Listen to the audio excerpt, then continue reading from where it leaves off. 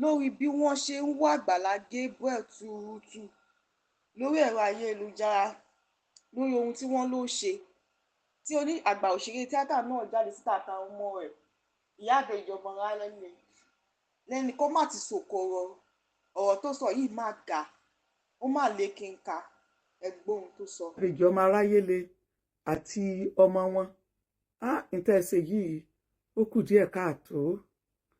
Ọlọ́run ọba náà fẹ́ ká fi ẹ̀mí ìmoore hàn ló ṣe sọ pé gbogbo nǹkan tó bá ṣẹlẹ̀ ó ní kẹ́ máa dúpẹ́.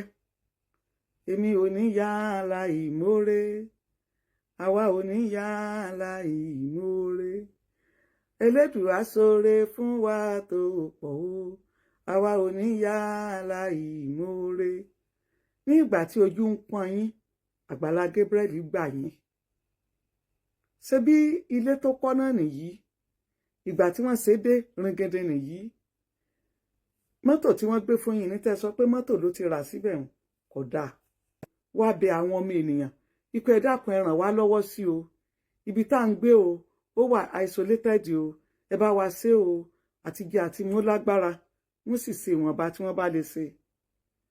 Ọlọ́run ọba ò fẹ́ ká rọ́bìṣì. Kò fẹ́. Agbala Gabriel wá di ẹni ẹ̀kọ́ níwájú yín lọ́jọ́ tí ogun le. Àwọn Folúkẹ́ yìí wà ńbẹ̀.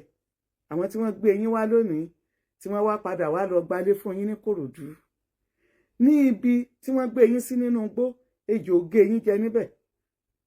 Ẹ fi òrùn ẹ fi ilé ẹ fi ka orí níbẹ̀. Ọlọ́run ò fẹ́ ká hùwà àìmoore. Kí ló dé àwọn ọmọ Yorùbá? Ní tá bá ń jẹ lẹ́nu, tá bá ti gbé sẹ́nu, tá bá ti pò papọ̀ mọ́ itọ́, tá bá ti rí pé ó ń lọ́nà fún wa, àní mọ̀ gẹ́gẹ́ bí oore mọ́. Agbala Gabriel wá di ẹni tí gbogbo ènìyàn tẹ́ ń sọ òkòtí.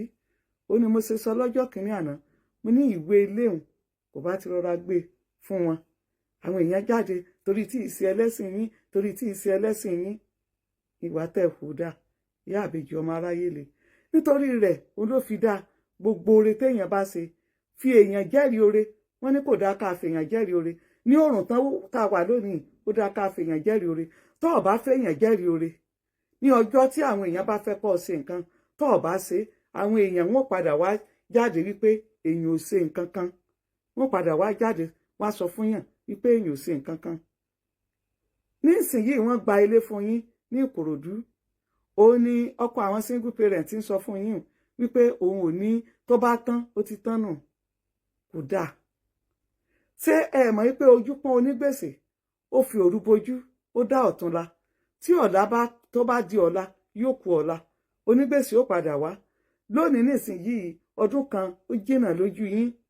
Tó bá di dèdé àsìkò yìí ní next year, owó ilé tí wọ́n san fún yín ní Ìkòròdú yóò tán.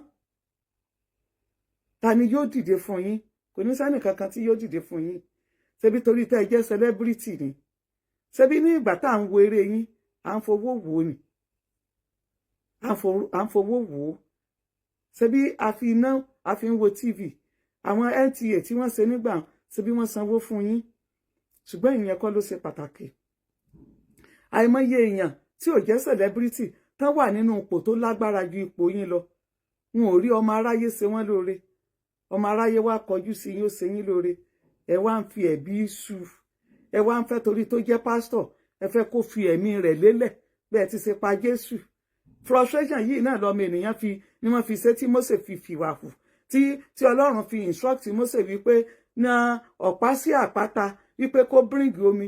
Ìbínú àti frustration àti ìdààmú ó mú kí Mósè kó na àpáta ní pọ̀pá. Ọlọ́run fi wá bínú sí pé mo instruct rẹ pé kó ọ̀nà ọ̀pá sí àpáta. Ọ̀nà àpáta. Frustration yìí òun ló mú kí Jésù kó sá láti Jerusalem lọ Syria, lọ Libya, lọ Lebanon, lè gbogbo Arab Peninsula.